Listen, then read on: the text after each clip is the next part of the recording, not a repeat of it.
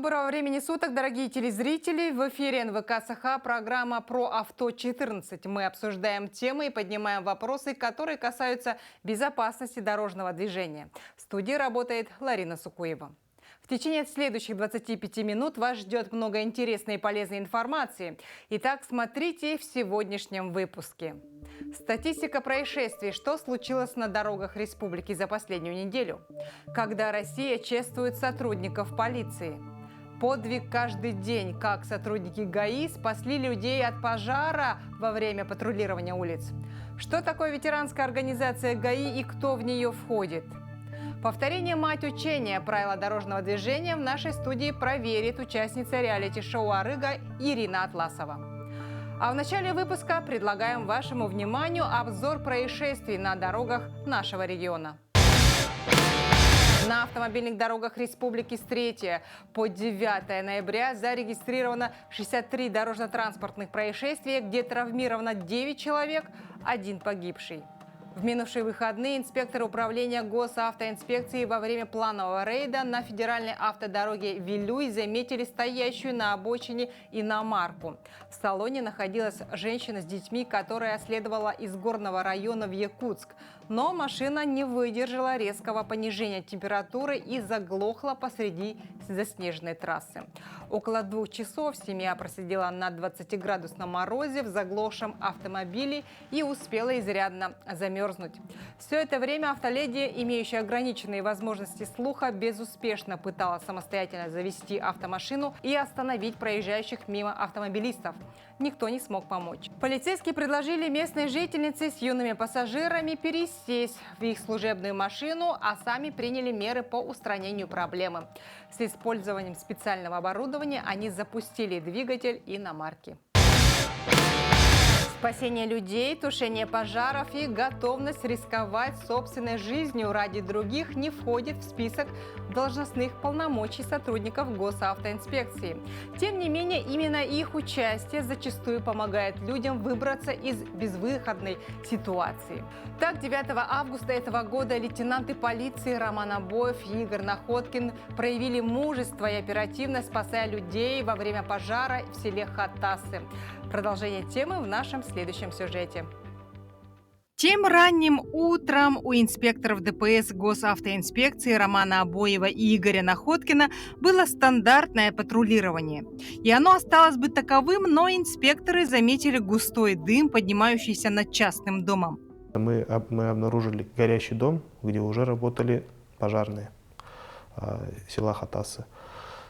И получается, мы с Романом заметили то, что на территории данного дома находится еще один небольшой дом, на который, возможно, может перекинуться пламя. Точнее, уже перекидывалось пламя даже. Несмотря на работу пожарных, полицейские решили проверить соседний дом на наличие людей.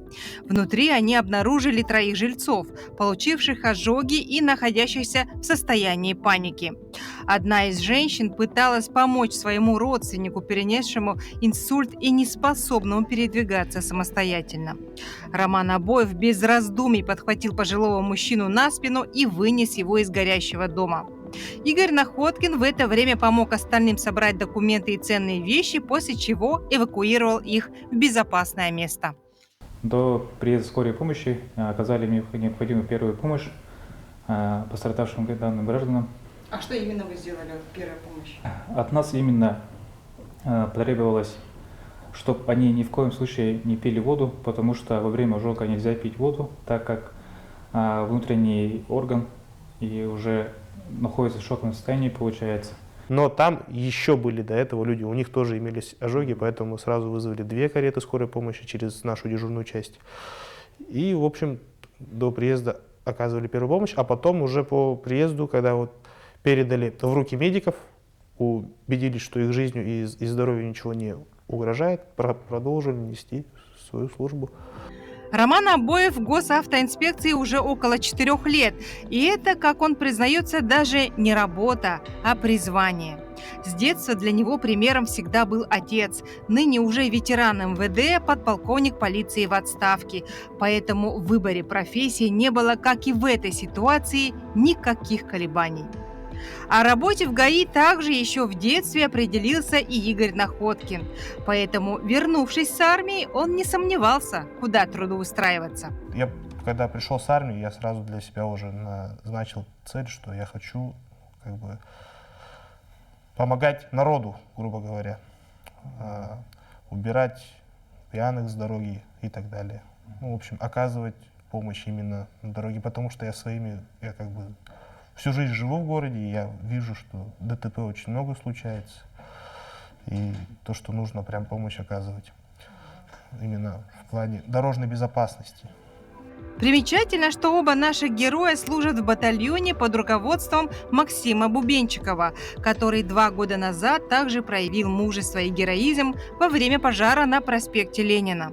Максим тогда, не теряя времени, поднялся в 7-этажное здание и начал выводить граждан на улицу. Вместе с огнеборцами полицейский эвакуировал и передал скорой помощи пострадавших женщин, находящихся без сознания от едкого дыма, и ребенка. Каждый год в ноябре отмечается День сотрудника органов внутренних дел России. За более чем 100 лет своего существования этот праздник претерпел немало изменений. Сегодня День сотрудников полиции можно по праву считать праздником с богатой историей. И сегодня мы с удовольствием хотим поздравить с профессиональным праздником временно исполняющий обязанности начальника управления госавтоинспекции МВД по Республике Саха-Якутия, майора полиции Сергея Дмитриева. Здравствуйте, Сергей Данилович. Поздравляем вас с вашим профессиональным праздником. Спасибо. Скажите, пожалуйста, что для вас означает работать в ГАИ? Ну, это та служба, где мы ежедневно регулируем общественные отношения, возникаемые у людей при использовании дорог и улиц. Это та служба, где мы оказываем госуслуги людям, в том числе и осуществляем надзор за эксплуатационным состоянием дорог, ну и за техническим состоянием транспортных средств. Есть ли у вас какая-нибудь традиция, у вас лично и у госавтоинспекции, традиция отмечать День полиции? Конечно, ежегодно мы отмечаем этот праздник. В этот день мы поздравляем ветеранов, поздравляем наших действующих сотрудников. В этот день выражаем благодарность, в том числе и родственникам погибших сотрудников, которые отдали жизнь, стоя на службе. Да?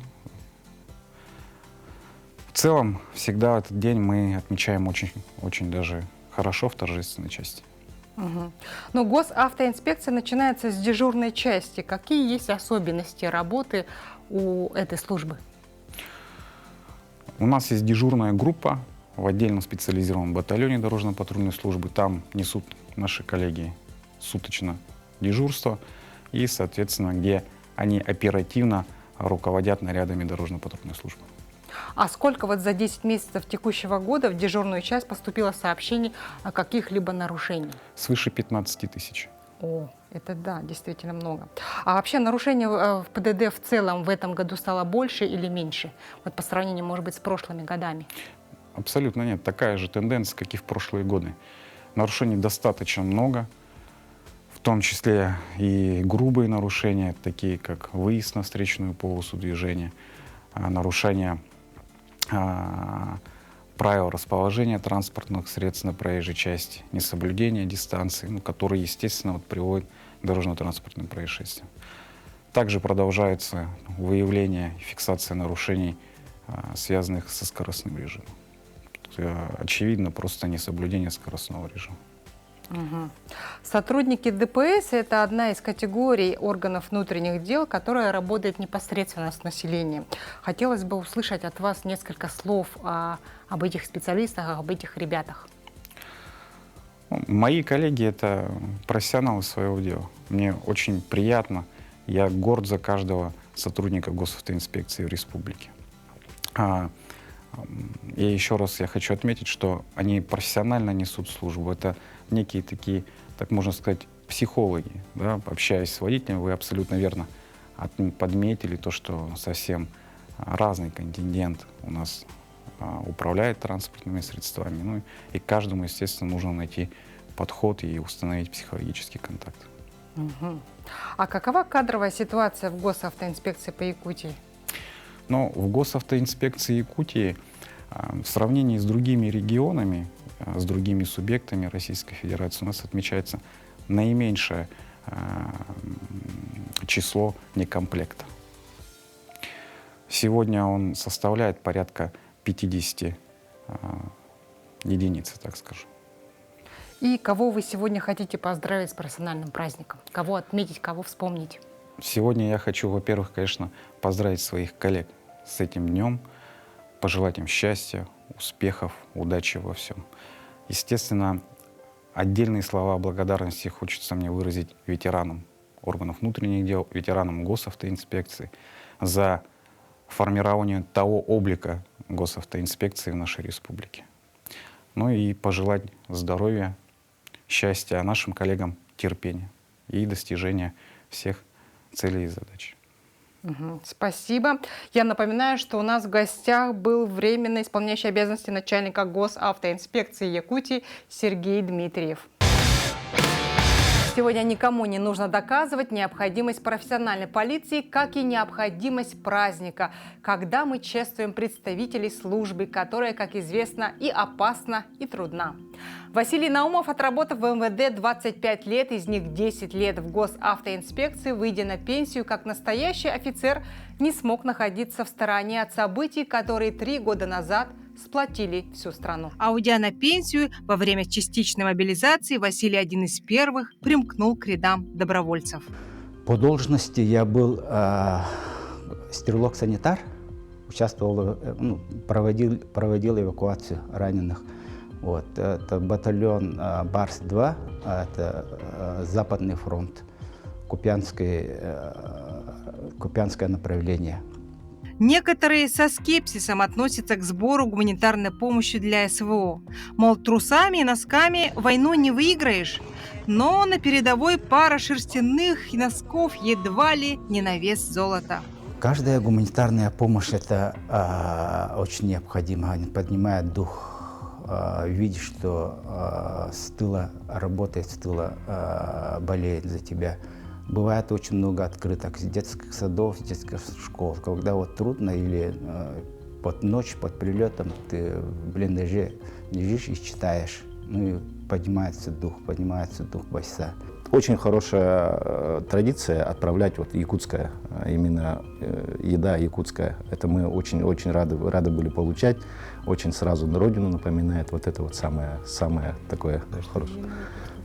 Караси были, потроха были. Все вот это вот, все, которое отправляется, да, и то же самое, и мясо, и жеребятина. Вот это все нужно. Очень даже сразу родину вспоминаешь. Так что это не просто вещи, это частичка родной земли. А еще очень помогают свои личные талисманы. Например, Василий Наумов каждое утро доставал из кармана бронежилета старое фото своего деда, участника Великой Отечественной войны, прошедшей Сталинград. Он разговаривал с ним, просил защиту. А Роман Якушев уверенно заявляет, что бояться на войне – это нормально. Главное – четко и без сомнений выполнять приказы командира. Сперва я был в пехоте, охрана позиции была. А потом, после этого, я стал командиром отделения сопровождения. Сопровождал груза на линию соприкосновения, непосредственно привозил людей туда. Мы, как не один, у меня была группа сопровождения со мной, тоже мои боевые братья. Мы сопровождали груза, продукты возили ребятам и людей отвозили туда и обратно, получается. Это наша была задача боевая – сохранить технику и сохранить людей. Ветеран ГАИ Роман Якушев больше 12 лет проработал в Покровске в Хангаласском отделении госавтоинспекции, а затем возглавил Верхоянское отделение ГАИ. На СВО в его подчинении было 10 человек, где каждый выезд – это боевая задача. Работа тяжелая и очень ответственная. Поэтому, как командир, он очень переживает за своих ребят, за всех новых добровольцев и настоятельно им советует сразу найти свое место и не суетиться. Добровольцам я бы хотел в первую очередь передать привет всему Ботуру, Барсу-2, которые боевым моим братьям.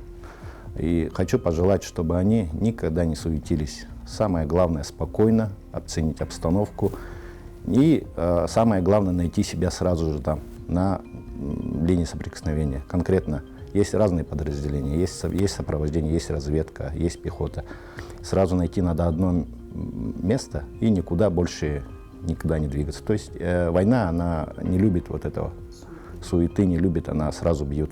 Поэтому надо сразу найти свое место и спокойно служить. С удовольствием хочу приступить к нашей постоянной и любимой многими рубрике, в которой горожане проверяют свои знания о правилах дорожного движения. По традиции наш экспресс-тест состоит из 10 вопросов, а ответит на них сегодня участница реалити-шоу «Арыга» Ирина Атласова. Ирина, здравствуйте. Здравствуйте. Скажите, каков ваш стаж вождения? Я права получила в 2008 году. Я сейчас стою и так волнуюсь прямо, ой, я согласилась, такая думаю, а потом, что в голове у меня есть вообще, что сохранилось. Ну, главное, практика, конечно, практика. Волнение больше сейчас или было перед началом реалити-шоу «Арыга»? Ну, знаете, на самом деле, перед началом шоу «Арыга» я, наоборот, ехала туда с каким-то драйвом, наоборот, налегке, да? А сейчас я волнуюсь, как будто я сейчас пойду действительно экзамен сдавать. Ну, проверим ваши знания. Итак, первый вопрос. В каких направлениях вам можно продолжить движение? Только прямо, прямо и налево, прямо налево и в обратном направлении. Я могу прямо поехать налево и еще могу развернуться, кстати. Вот эта вот полоска же есть пунктирная, дает мне право еще и развернуться. То есть ответ 3. Ответ 3? Ага. Так, ваш ответ принят. Как вам следует поступить в данной ситуации? Уступить дорогу встречному автомобилю, проехать первым или действовать по взаимной договоренности с водителем встречного автомобиля? В любом случае должна сначала его пропустить, приглянуться, посмотреть, никому ли я не мешаю, а потом уже объехав эту машину, должна же ехать по идее. Но я думаю, что я должна уступить дорогу встречному автомобилю. Это номер 1. Угу, ваш ответ принят. При съезде с дороги на прилегающую справа территорию вы пользуетесь преимуществом перед другими участниками движения, должны уступить дорогу только пешеходам, должны уступить дорогу только велосипедисту или должны уступить дорогу пешеходам и велосипедисту. Каков ваш вариант? Не, ну это точно 4. Почему? Потому что я с главной дороги во двор заезжаю, плюс с преимущества имеют здесь, конечно, пешеходы и велосипедист. Ответ номер 4. Так, ваш ответ принят. Следующий вопрос. При движении в каком направлении вы должны уступить дорогу автомобилю с включенным проблесковым маячком и специальным звуковым сигналом? Только налево, налево и в обратном направлении или в любом? Везде, в любом направлении уступать. Ну, ответ 3, да, Так, в любом. вариант номер 3. Следующий вопрос. Этот знак предупреждает вас о наличии узкого участка дороги, но не устанавливает очередность движения. Запрещает вам проезд через мост или обязывает вас уступить дорогу встречному транспортному средству. Каков ваш вариант? Это ответ номер 3. Обязывает вас уступить дорогу встречному транспортному средству. Да, третий ответ. Так, вариант номер 3 принято. Кому вы обязаны уступить дорогу при движении прямо? Вариант 1 только мотоциклисту, мотоциклу. Второй вариант мотоциклу и легковому автомобилю. Третий вариант автобусу и мотоциклу. И 4 вариант всем транспортным средствам.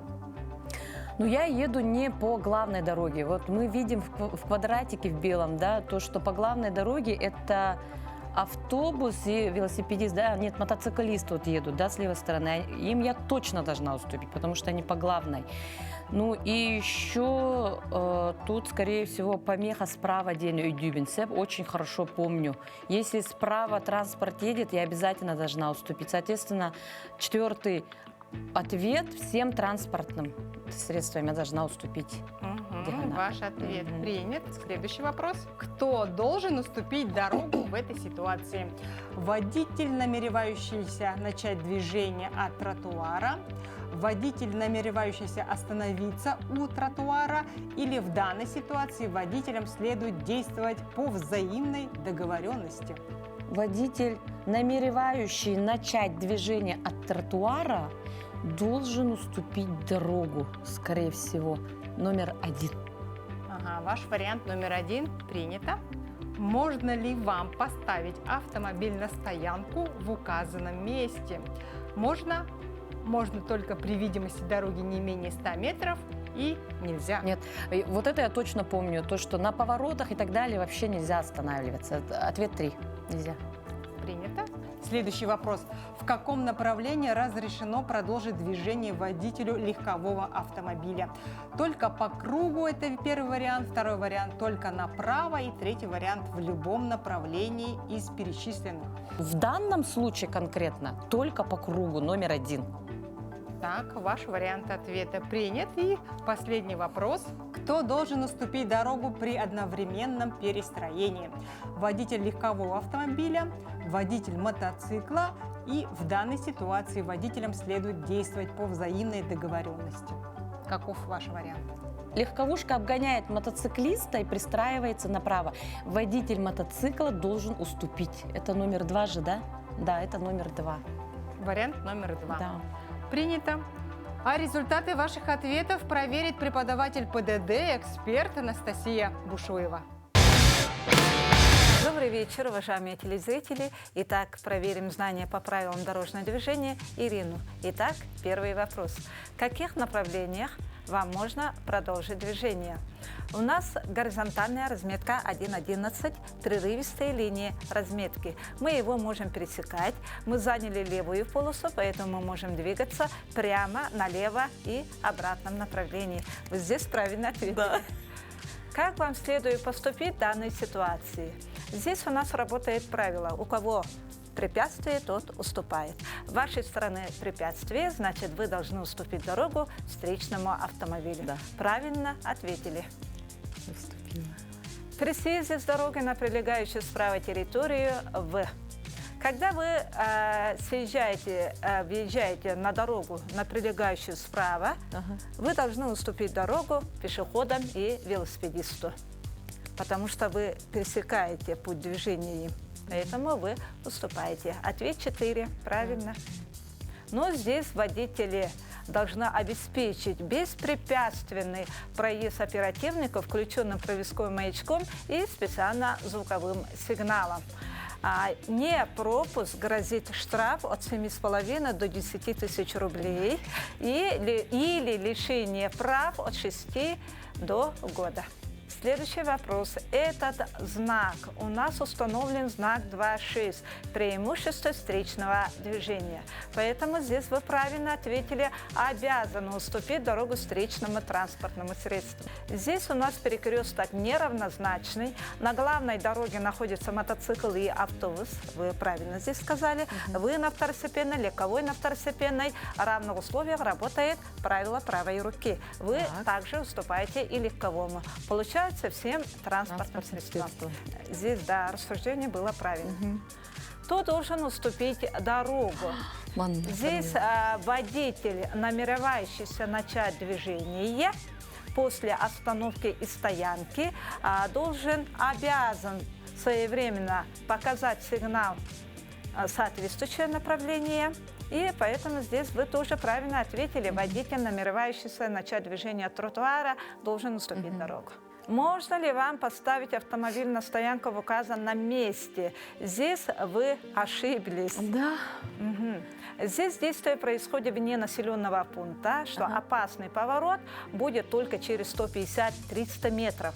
При наличии съезда на обочину мы можем поставить автомобиль на обочину. Ну, слушай, можно или можем? Можно. Не менее 100? Нет, можно. Ответ 1. А то я на поворотах вообще не останавливаюсь нигде. В каком направлении разрешено продолжить движение водителю легкового автомобиля? Мы выезжаем из кругового движения только по крайней правой полосе. Здесь у нас легковой движется внутри круга, значит, он должен двигаться только по кругу. Ответ правильный. Кто должен уступить дорогу при одновременном перестроении? Здесь вы допустили ошибку. Здесь у нас работает народное правило. При одновременном перестроении работает правило правой руки. У Как кого помеху помеха типа справа. он У кого заходит. помеха справа? Ясно. Хорошо, буду знать. У кого помеха справа? У легкового автомобиля. Значит, здесь легковой должен уступить дорогу. Все, Ответ будет 1. Сегодня были заданы вопросы из тем: проезд перекрестков, дорожные знаки и дорожные разметки. И Ирина допустила 2 ошибки. Уважаемые водители, соблюдайте правила дорожного движения, будьте внимательны и осторожны. От вас зависит безопасность других участников дорожного движения. Пускай поездка на автомобиле принесет вам только радость. Удачи на дорогах! Вот и подошла к концу наша передача. Дорогие телезрители, будьте бдительны, соблюдайте правила дорожного движения и берегите себя. До новых встреч!